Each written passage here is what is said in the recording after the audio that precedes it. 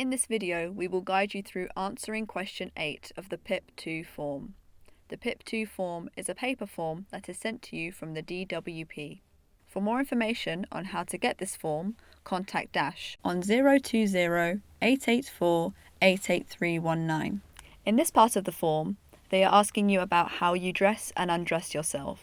This means being able to put on your clothes as well as taking them off. This does include putting on socks and shoes, knowing when to get dressed and undressed, as well as selecting the appropriate clothing for the occasion or weather.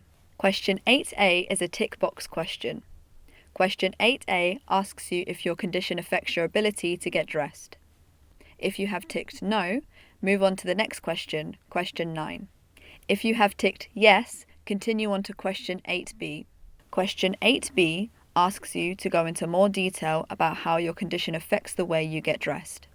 This includes any help or aids you may use from a person or appliance. This includes, but is not limited to, things like using Velcro fastenings, using a shoehorn to help you put on shoes, or somebody picking out clothes for you, physically helping you to get changed, or telling you when to get dressed and undressed. If you need help and assistance but don't currently receive it, please still include it on the form.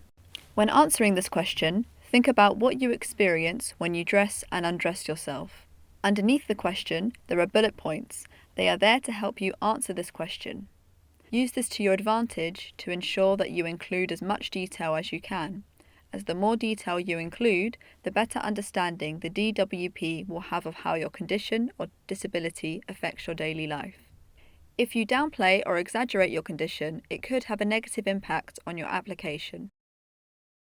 If you need any further assistance with the completion of this form, please contact Dash on 020-884-88319, or alternatively, email them at info@dash.org.uk.